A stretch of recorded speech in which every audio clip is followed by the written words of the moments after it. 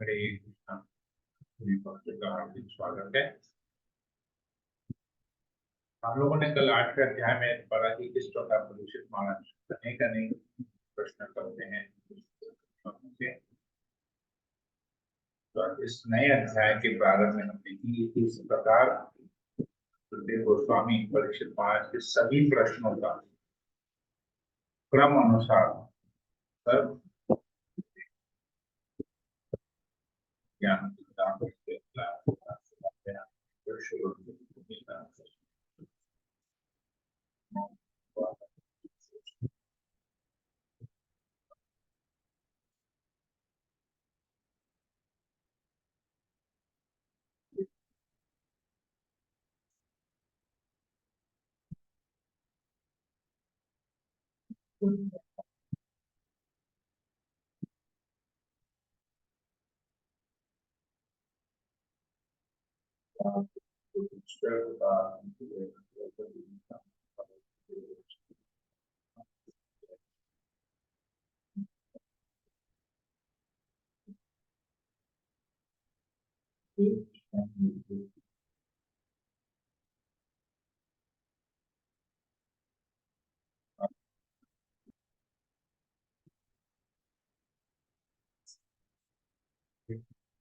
वासुदेवाय ओम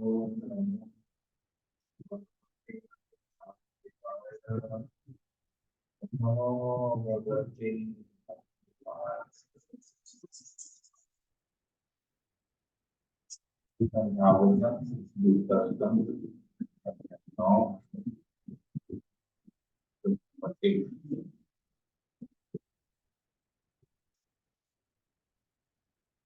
श्री सुखदेव गोस्वामी ने कहा, हे राजन, जब तक मनुष्य पूर्ण पुरुषोत्तम भगवान की शक्ति प्रभावित नहीं होता तब तक भौतिक शरीर के साथ शुद्ध चेतना में शुद्ध आत्मा के संबंध कोई फर्क नहीं। ऐसा संबंध स्वप्न देखने वाले द्वारा अपने शरीर को कार्य करते हुए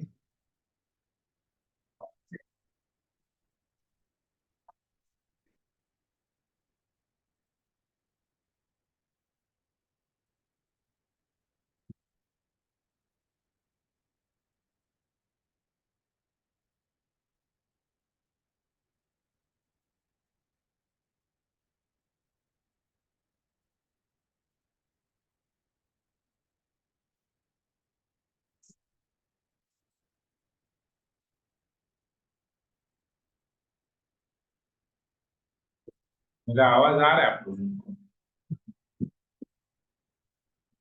अभी आया प्रभु जी, पहले नहीं आ रहा था। पहले कट कट के आ रहा था प्रभु जी। तात्पर्य पढ़ लेंगे।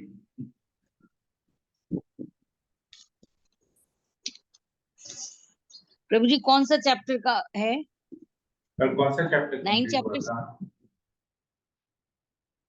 9 चैप्टर का फर्स्ट फ्लोर।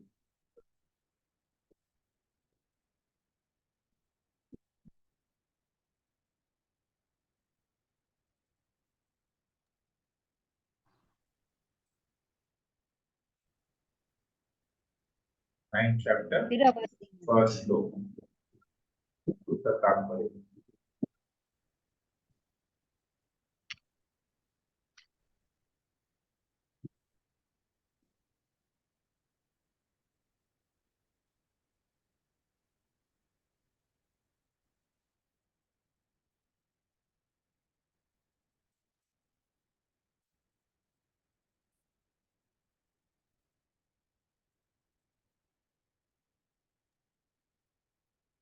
हरे कृष्णा। हरे कृष्णा।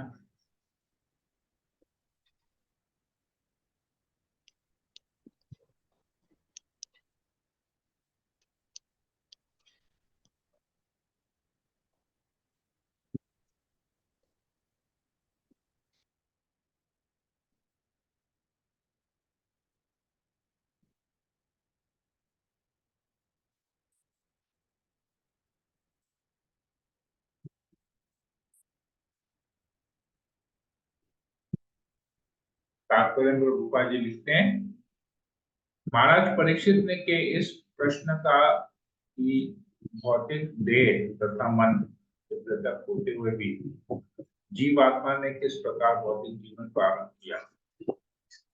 यहाँ पर सही सही उत्तर दिया गया।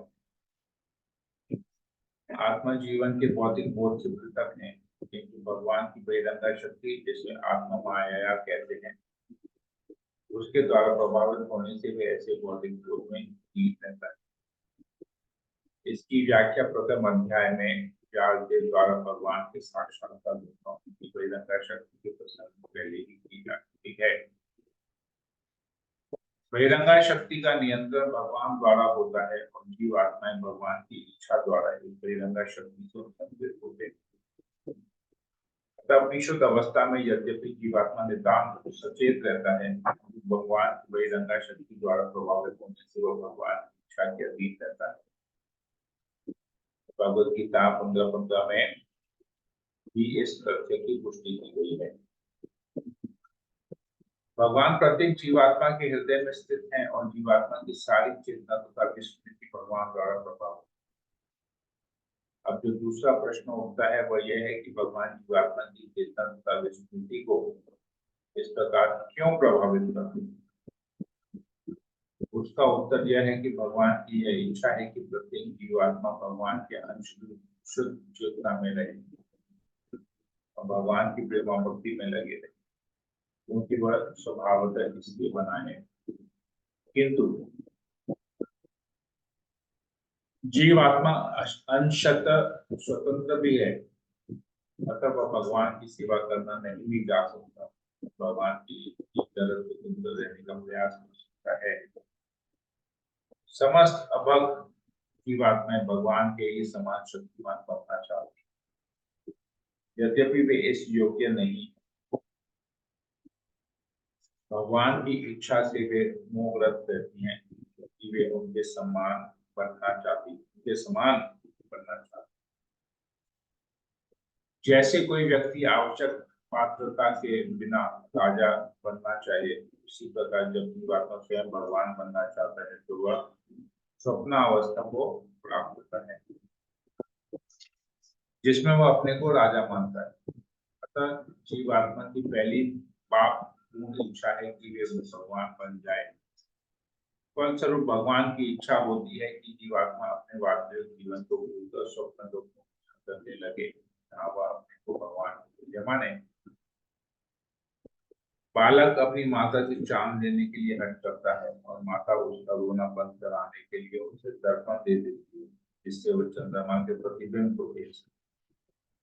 अतः भगवान अपने रोते बालक को भौतिक जगत में उसकी प्रतिबिंब प्रदान करते हैं, जिस पर कर्मी के रूप में वह निजत्व दिखता है और ऊब कर इसका परित्याग करके ईश्वर के साथ एकाकार होना चाहिए। ये दोनों ही अवस्थाएं स्वप्न ही। इसे जानने के लिए इतिहास को खोजने की आवश्यकता नहीं कि जीवात्मा ने सबसे पहले कब ऐसी इच्छा की, किंतु वास्तविकता तो यह है कि जो ही उसने ऐसी इच्छा की वह भगवान के निर्देशन में माया के वश कर दिया गया। अतः भौतिक अवस्था में जीवात्मा झूठा स्वप्न देखता है कि यह मैं हूं और यह मेरा है। बद्धजीव स्वप्नवश अपने भौतिक शरीर को मैं सोचता है अथवा अपने को जिनसे ही भगवान मानने लगता है, और इस भौतिक शरीर से जो भी स्वप्न संबंधित है वो मेरा है। इस तरह मैं तथा मेरा की भ्रांत धारणा जन्म जन्मांतर तक केवल स्वप्न नहीं बनी। जब तक जीवात्मा अपने को भगवान का पराधीन अंश नहीं मानता, तब तक वह जन्म जन्मांतर ऐसे ही बना रहता है। किंतु शुद्ध चेतना में ऐसा प्राण धारणा जो स्वप्न नहीं रहता और जीवात्मा यह नहीं भूलता कि वह कभी भगवान नहीं बन सकता, तो तब वह दिव्य प्रेममय अवस्था में उसका शाश्वत है। तो जीवात्मा कैसे आते हैं, यहाँ पर पहला प्रश्न का उत्तर सुखदेव गोस्वामी यहाँ पर बता रहे हैं कि जीवात्मा भगवान के अंश हैं, अंश नहीं स्वतंत्र भी हैं, तो स्वतंत्रता में जब वो लोग अपना डिसीजन लेते हैं कि हमको भगवान के साथ नहीं रहना है, तब वे भौतिक जगत में आते हैं, तो एक शरीर धारण करते हैं। तो भौतिक जगत आध्यात्मिक जगत का प्रतिबिंब है, रिफ्लेक्शन है। जैसे आईने का एक रिफ्लेक्शन होता है, मिरर रिफ्लेक्शन, का भौतिक जगत आध्यात्मिक जगत का प्रतिबिंब है, टेम्पररी है, नित्य नहीं है।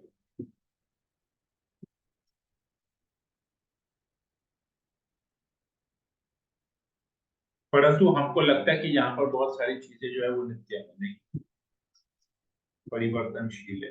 Everything is changing, nothing is permanent. Prabhupada ji उदाहरण दे कि जिस प्रकार एक छोटा बालक चांद के लिए जिद करता है, तो वहां एक कटोरे में पानी डाल के उसमें चंद्रमा का प्रतिबिंब दिखा दिया, तो बालक को लगता है कि चंद्रमा मिल गया। उसी प्रकार भगवान से अलग होकर हम भोक्ता बनना चाहते हैं, कंट्रोलर बनना चाहते हैं, हम ईश्वर बनना चाहते हैं, तो हमको भगवान ये भौतिक जगत दे देते, प्रतिबिंब है, ठीक है, जाओ ईश्वर बनो। तो जब वो बालक थक जाता है चांद से खेल खेल के, तो माँ के गोद में वापस चले जाते हैं। तो अगर हम भी जब थक जाएंगे, कंट्रोल कर कर जब थक जाएंगे, तो हम भी भगवता वापस चले जाएंगे भगवान के पास। ये चीज यहाँ पर बताते हैं। दूसरा श्लोक, मोहग्रस्त जीवात्मा भगवान की बहिरंगा शक्ति के द्वारा प्रदत्त अनेक रूप धारण करता है। जब बद्ध जीवात्मा भौतिक पद्धति के गुणों में रम जाता है, तो वो भूल से सोचने लगता है कि ये होता है। तो 84 लाख योनियां मिलती हैं उसको, उसी में घूमते रहता है वो।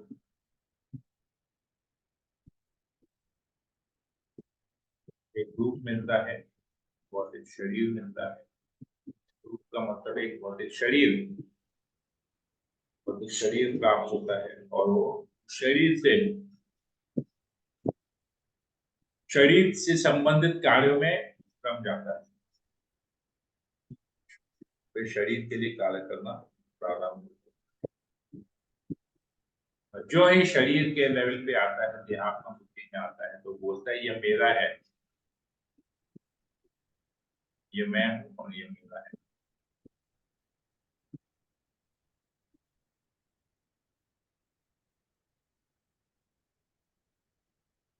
तो जैसे ही जीवात्मा अपनी स्वाभाविक महिमा में स्थित हो जाता है और काल तथा माया के गुणातीत हो जाता है, वैसे ही वह जीवन के दोनों कामनाओं में तथा मेरा को त्याग देता है, अवस्था में वो तृप्त हो जाता है।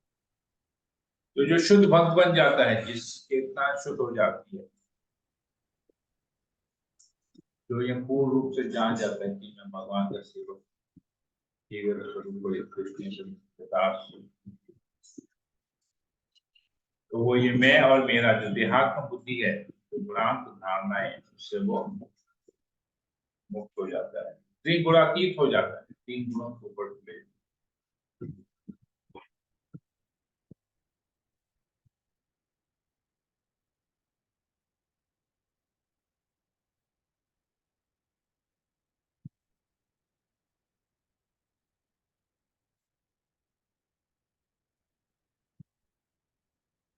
तो हम लोग प्राप्त कर लेते हैं।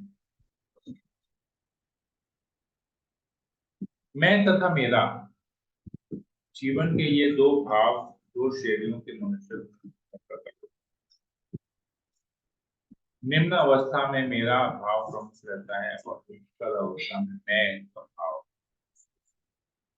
पशुओं में मेरा भाव कुत्तों तथा बिल्लियों तक में देखा जा सकता है, जो इसी मेरा भाव को भाव की भ्रांति के अंतर्गत परस्पर लड़ते रहते हैं। जैसे हम देखते हैं जानवरों में झगड़ा अधिकतर भोजन के लिए होता है, देखेंगे वो लोग बोलते हैं मेरा है, वो मेरा है, इसलिए झगड़ा होता है।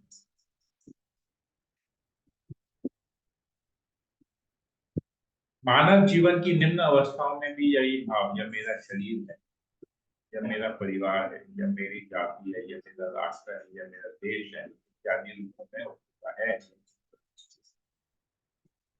चिंतन की उच्च अवस्था में यही मेरा की भ्रांत धारणा मैं हूं अथवा मैं ही सब कुछ रूप में बदल जाता है। मनुष्य की नाना श्रेणियां हैं जो मैं और मेरे कर्म को विभिन्न रूपों से बना है, किंतु मैं की वास्तविक महत्ता का बोध तभी होता है जब मनुष्य जी कहता है कि मैं भगवान का साक्षात दास हूं। यही शुद्ध चेतना है और सारा वैदिक साहित्य में जीवन के इसी भाव की इच्छा होता है। तो मैं शरीर हूं, ये भ्रांत धारणा है। मैं भगवान का नित्य दास हूं, ये सही धारणा है। इसलिए मैं को उच्चतर अवस्था में कहा, मेरा को निम्न अवस्था में कहा। मैं, हम लोग वास्तव में एक पदवी से अपने आप को संबंध बना लेते हैं। जैसे मैं प्रेसिडेंट हूं, मैं स्त्री हूं, मैं पुरुष हूं, मैं डॉक्टर हूं, मैं इंजीनियर हूं, मैं बिजनेसमैन हूं। ये हायर लेवल के लोग होते हैं जिनकी सोच अच्छी होती है, लेकिन उसी लेवल वैसे ही लोग फिर और आगे सोचते हैं कि मैं शरीर नहीं, मैं यहाँ जा रहे हैं उच्चतर। मैं भगवान हूं या मैं परब्रह्म हूं, ये भ्रांत धारणा मेरे की धारणा से भी अधिक घातक है। ये मेरा है, ये मेरा है, ये मेरा, उससे डेंजरस है जब मैं बोलता हूँ कि मैं भगवान हूँ, और डेंजरस है। मैं शरीर हूं, ठीक है, लेकिन मैं भगवान हूं तो बहुत डेंजर है। यद्यपि वैदिक साहित्य में कहीं कहीं ऐसे उपदेश हैं कि मनुष्य अपने को भगवान के समरूप समझे, किंतु इसका अर्थ यह तो नहीं होता कि वह सभी प्रकार से भगवान के ही समान होता है। तो शास्त्र कहते हैं कि जीवात्मा भगवान का अंश है, तो भगवान में जो गुण है वही गुण जीवात्माओं में भी है। लेकिन जब जीवात्मा ये शरीर धारण करता है, वो चेतना चेंज नहीं होती। प्रॉब्लम यही है, अपने आप को भगवान समझने को।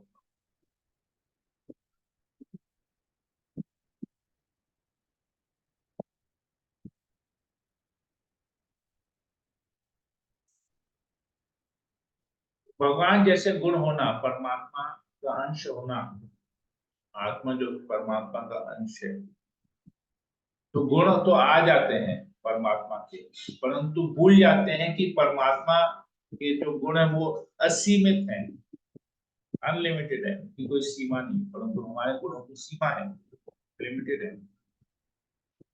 जिस प्रकार अगर आप सोने की खान से एक टुकड़ा सोना निकालेंगे, 1 ग्राम सोना निकालेंगे, तो क्वालिटी दोनों की सेम रहेगी। ये भी प्योर गोल्ड रहेगा, 1 ग्राम वाला पूरा सोने के खान में जो सोना है वो भी प्योर गोल्ड रहेगा।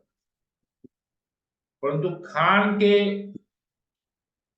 क्षमता को, वॉल्यूम को आप उस एक टुकड़े के वॉल्यूम से कंपेयर, तुलना नहीं कर सकते। हालांकि दोनों ही सोना है, दोनों ही मूल्यवान है, लेकिन तुलना नहीं कर सकते, समान नहीं। गुणात्मक रूप में समान हो सकता है, परंतु क्वांटिटी में समान नहीं है। उसी प्रकार गुणात्मक रूप में जीवात्मा भगवान जैसा हो सकता है, परंतु भगवान नहीं है। क्वांटिटी में भगवान लिमिटेड, अनलिमिटेड है, जीवात्मा लिमिटेड, तो उसे समान कभी नहीं समझना चाहिए। जीवात्मा को भगवान के समान नहीं चाहिए। निस्संदेह अनेक बातों में जीवात्मा तथा भगवान के एक रूपता है, किंतु जीवात्मा अंततः भगवान के अधीन होता है और स्वाभाविक दृष्टि से वह भगवान की दृष्टि के निमित्त बना है। इसीलिए भगवान बद्ध जीव को अपनी शरण में बुलाते हैं। यदि जीवात्मा परम इच्छा के अधीन न होती तो उन्हें शरण में आने के लिए क्यों कहा जाता? यदि जीव सभी प्रकार से ईश्वर के समक्ष समकक्ष होता तो फिर वो माया के अधीन क्यों रखा गया। हम इसकी व्याख्या कई बार कर चुके हैं। भौतिक शक्ति भगवान के द्वारा नियंत्रित है। भगवत गीता में माया के ऊपर भगवान की नियामक शक्ति की पुष्टि की गई है। क्या कोई जीवात्मा जो अपने को परमेश्वर के समकक्ष मानता है,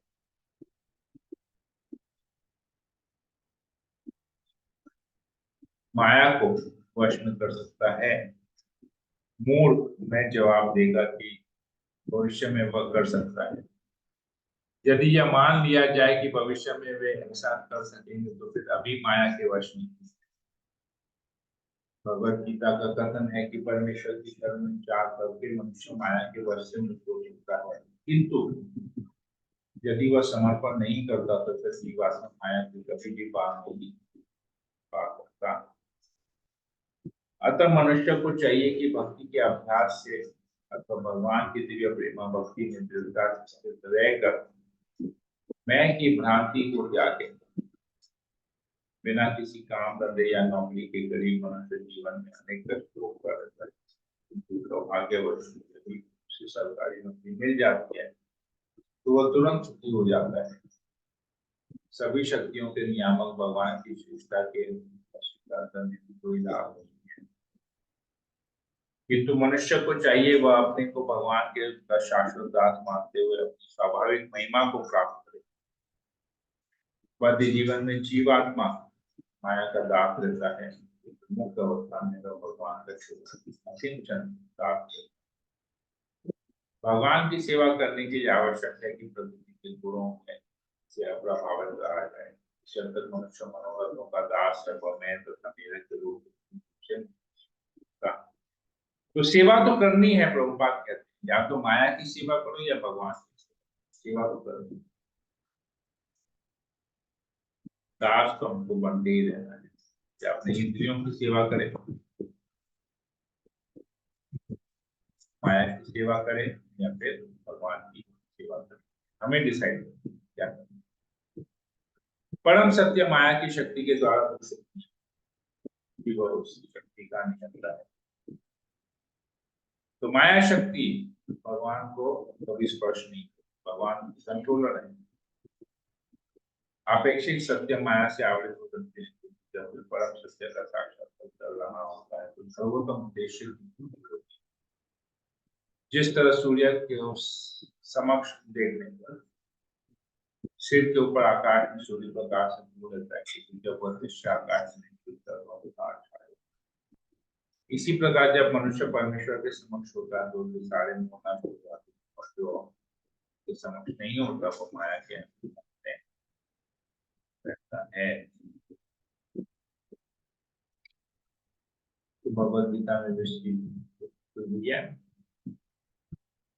माम चयो अभिचारेण भक्ति योगेन सेवते सगुण समिति ब्रह्म भूयाय कल्पते।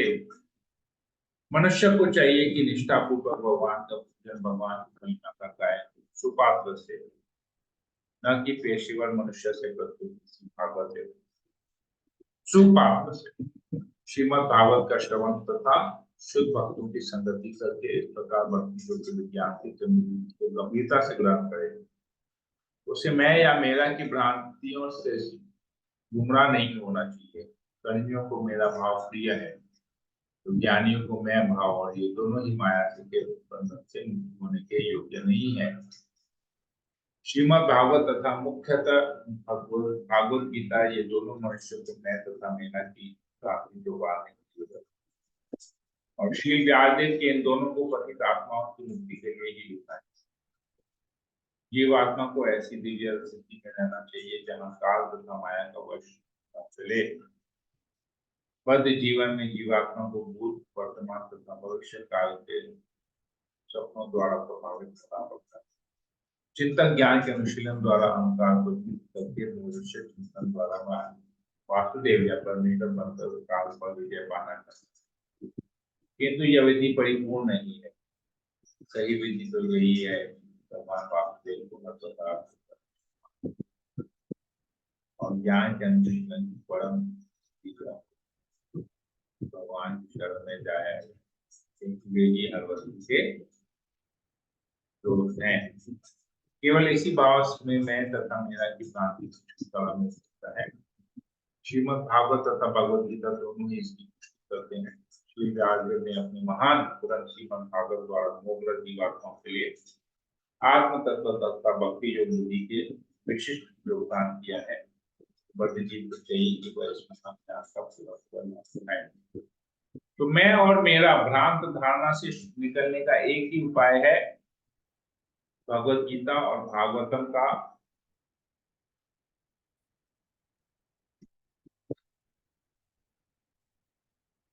श्रवण करना, रीडिंग करना। वो भी कैसे?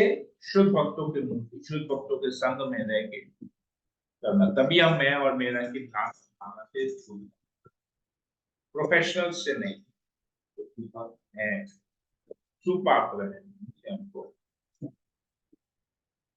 हरे कृष्ण। यही बड़ी रखते हैं प्रश्न हो कमेंट हो सकते हैं।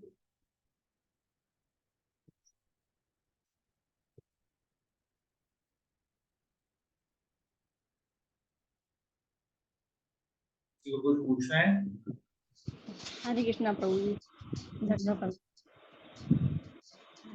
प्रभु जी। इसमें जो जीव आत्मा और उनकी मैं और मेरा के बारे में जो भी वर्णन हुआ है, उनके हम लोग सुन रहे थे जब ये आपसे, तो ऐसा लग रहा था कि जैसे सामने उनकी दो एक बहुत ही आध्यात्मिक लोग बैठे हैं, और उनमें उनकी वो वार्ता जो हो रही है, वो जो माहौल होगा वो कितना मतलब पवित्र माहौल होगा कि सब कुछ ऐसे लगता है कि जैसे कोई अमृत पान अंदर जा रहा है, और सारा जो अंधकार है हमारे अंदर वो बाहर आ रहा है। तो उनकी ये सब शास्त्रों के बिना उनकी ये संभव नहीं है, या फिर शिक्षा गुरु और आध्यात्मिक गुरु के अलावा ये उनकी अंधकार को दूर नहीं कर सकता हम हमारे अंदर।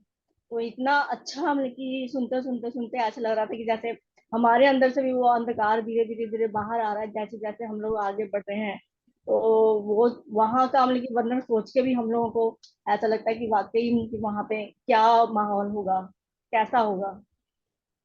बहुत ही मतलब कि अच्छा है, इनकी वर्णन दिया है इसमें प्रभुपाद जी ने। प्रभुपाद जी एक्चुअली शुद्ध भक्त है ना, तो प्रभुपाद को ये सारा ज्ञान भगवान ने स्वयं निर्देश प्रकाशित किया।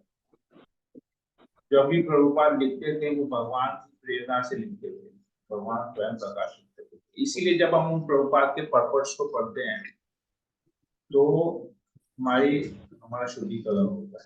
हमको दिखता है वो कि वास्तव में ये हो रहा है।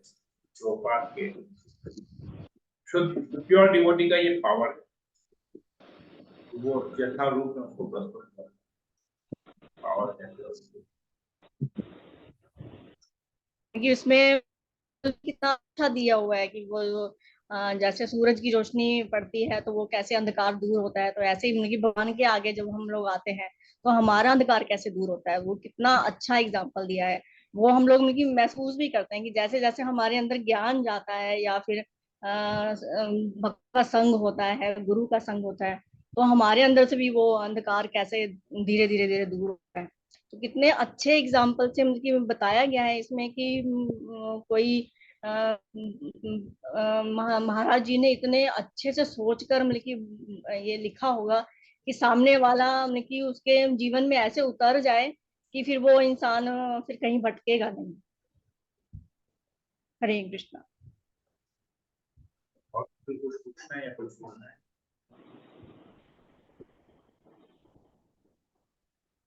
हरे कृष्णा प्रभु जी। Yes ma'am. लेकिन प्रभु जी बहुत डीप थॉट है, समझने में बहुत टाइम लगेगा, मतलब मुश्किल है, मेरे को ऐसा फील होता है। मुश्किल तभी मतलब लगता है समझ में जब मुश्किल तभी लगता है जब हम वैसी संगति नहीं पाते हैं। ये ठीक उसी प्रकार है जैसे आप लोग को एक्सपीरियंस होगा जब लोग आप लोग शादी से पहले जब अपनी मम्मी के घर में थे और मम्मी ने फर्स्ट टाइम बोला सब्जी काटो, चावल बनाओ, दाल चढ़ाओ, कितना मुश्किल लगा होगा। मम्मी तो इतना आसानी से कर ले रही है, तो कितना दिक्कत हो रहा है। और आज कोई है ऐसा जो मुझे कुछ दाल बनाना, दाल चढ़ाना, चावल बनाना, सब्जी काटना मुश्किल लग रहा है? नहीं, आसान है सही बात है। बिल्कुल प्रभु जी। एकदम सही बात प्रभु जी। कि अगर सब बोलते हैं कि मुश्किल है, नहीं करेंगे, पता नहीं कब होगा, तो फिर आज आप लोग जिस पोजीशन में है उस पोजीशन में रहते, परिवार को देख पाते, अपने प्रभु लोग को देख पाते, बच्चों की देखभाल कर पाते? नहीं कर पाते। तो ये हमारी सीखने की इच्छा के ऊपर में पूरा निर्भर है कि हम कितना दृढ़ता पूर्वक, कितना ध्यान पूर्वक इन चीजों को सीखना चाहते हैं। टोटल उसके ऊपर डिपेंड। जिस इच्छा से हम भगवान बनने के लिए जगत में आ गए, वही इच्छा को रख के अगर हम दास बनने का प्रयास करेंगे तो वापस भगवान के धाम चलेंगे। इच्छा के ऊपर, ठीक है। डिफिकल्ट तो है, भगवान को छोड़ दिया है, डिफिकल्ट तो है, भगवान के वापस जाना है, वो भी डिफिकल्ट है। छोड़ के आए तो अपनी मर्जी से छोड़ के आए, लेकिन वापस जाना है तो भगवान की कृपा है, भगवान हेल्प कर रहे हैं, चलो आओ। ये ठीक उसी प्रकार है कि जिस प्रकार पानी में डुबकी तो लगा दिए, कोई धक्का नहीं दिया हमको पानी में, अब स्वयं पानी में कूद गए। अब पानी से बाहर निकल नहीं पा रहे हैं तो लेकिन उसमें भगवान मदद करेंगे, आओ मैं तुमको निकालता हूँ। चले तो गए तुम अपनी मर्जी से, डूब रहे हो सागर में, डूब रहे हो स्विमिंग पूल में, डूब रहे हो, आओ मैं तुम्हें बाहर निकालता हूँ।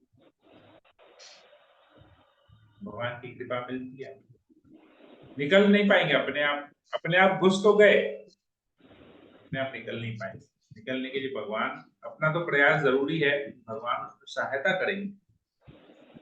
भगवान की सहायता के लिए हमको प्रार्थना करें, अपने प्रयास से तो निकल ही नहीं पाएंगे। भगवान तो बोलते ना गीता में, मेरे शरण में आओगे तो बहुत सरलता से माया को, देवी ऐसा गुणामयी मम माया, तो बहुत डिफिकल्ट है माया को पार करना।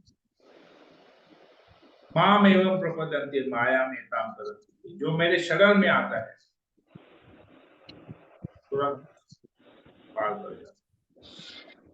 प्रॉब्लम ये डिफिकल्ट इसलिए लग रहा है क्योंकि हम अपना प्रयास से निकल नहीं पाए, अपने प्रयास से सोच के हम अपने प्रयास से निकल पाएंगे नहीं। भगवान, हमारा प्रयास माया से निकलना नहीं है, हमारा प्रयास है शरणागत। माया से भगवान निकालेंगे, हमारा काम है शरणागत। अगर हमको अपना लक्ष्य पता होगा कि हमारा क्या लक्ष्य है, जैसे खाना बनाना हमारा लक्ष्य नहीं है, परिवार की देखरेख करना हमारा लक्ष्य है। परिवार की देखरेख करने में एक कार्य है खाना बनाना, अनेक कार्यों में से एक कार्य है खाना बनाना, लेकिन लक्ष्य है परिवार की देखरेख करना। उसी प्रकार हमारा जो जीवन का लक्ष्य है वो भगवान के शरणागत होना। तो उस शरणागति के लिए जो कार्य आते हैं वो कार्य हमको तो डिफिकल्ट नहीं होगा, तो डिफिकल्ट नहीं लगेगा। I hope I am clear Madhu. Ji Prabhu ji. Raju लोग है,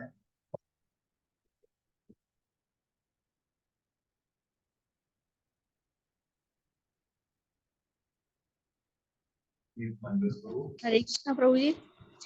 मैं नेहा माता जी, तो जैसे इन्होंने बताया कि बहुत डिफिकल्ट है हर चीज, लेकिन मेरे ख्याल से इतनी चीजें जो है वो हम लोग ही कई बार डिफिकल्ट बना देते हैं हम कई चीजों को। लेकिन डिफिकल्ट है नहीं है, जो दिखता है वो है, होता नहीं है एक्चुअली। सबसे बड़ी बात ये है कि हम लोग जब इस्कॉन से जुड़ते हैं, भक्तों से जुड़ते हैं, तो सबसे बड़ी चीजें ये मोस्ट इम्पोर्टेंट हमारे दिमाग में आ जाती हैं कि क्या सही है और क्या गलत है, और क्या करना चाहिए क्या नहीं करना चाहिए, हमें कहाँ जाना चाहिए कहाँ नहीं जाना चाहिए। ये चीज अगर हम लोग पकड़ लेते हैं तो बाकी चीजें भगवान अपने आप ही रास्ता बना देते हैं हर चीज का। तो भगवत सबसे गीता बड़ी में बात ये है भगवान कि हमें कहते हैं, सही दिखाते हैं, सही मार्ग। भगवत गीता में भगवान कहते हैं ददामि बुद्धि योगम तम, मैं वो बुद्धि प्रदान करता हूँ जो मेरे भक्ति करता है, जो मेरे शरणागत होता है, मैं उसे बुद्धि देता हूँ कि वो मेरे पास आ सके। ददामि बुद्धि योगम तम, I give him the intelligence by which he can come to me. तो भगवान हमको वो बुद्धि प्रदान करते हैं कि हम भगवान के पास जा सकें।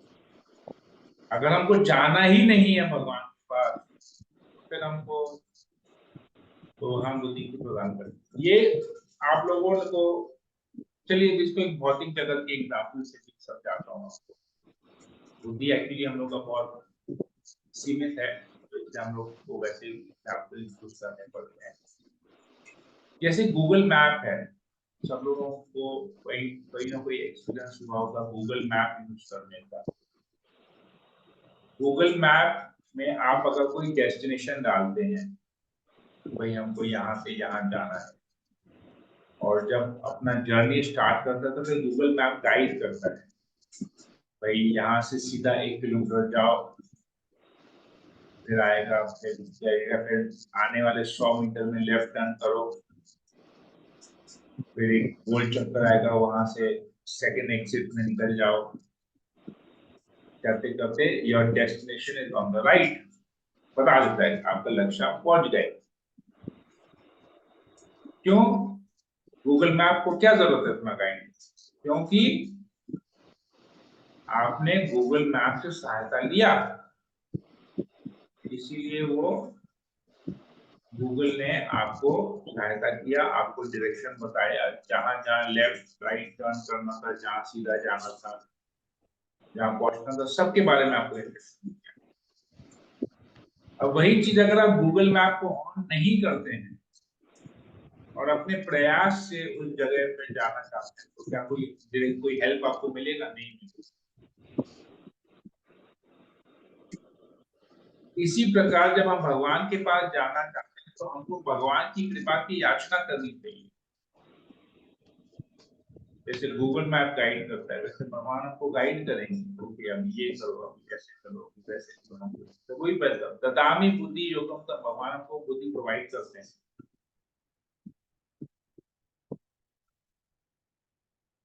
हालांकि भगवान आध्यात्मिक जगत मालिक है, गूगल मैप भौतिक जगत के बद्ध जीवों का बना हुआ एक एप्लीकेशन है, तो तुलना नहीं है, परंतु समझने के लिए हम इसको यूज कर रहे हैं। गूगल मैप का भी एक लिमिट है, सीमा है। 100% सब कुछ आपको नहीं देगा भगवान, 100%। तो बद्ध जीव है, बद्ध जीव के द्वारा बनाया हुआ किसी पूर्ण नहीं हो सकता, अपूर्ण है, भगवान पूर्ण है। तो ये केवल एनालॉजी है समझने के लिए, रियल सेंस में इसको नहीं लेना है कि गूगल मैप भी अनलिमिटेड है, भगवान भी अनलिमिटेड है। भगवान अनलिमिटेड है, गूगल मैप का एक, लेकिन फिर भी हम उसकी सहायता लेते हैं। तो सोचिए छोटे से चीज के लिए हम उसकी सहायता लेते हैं, जो सीमित चीज की सहायता लेते हैं और हमारा लक्ष्य पूरा होता है। तो जो असीमित है, अनलिमिटेड है, उसकी जब हम सहायता लेंगे तो हम फट से सब जगह पहुंचते हैं जहां हमको जाना। तो भगवान के पास जाए तो भगवान हमारी सहायता करेंगे। इसे भगवान कहते हैं ददामि बुद्धि योगम, I give you the intelligence by which you can come to me.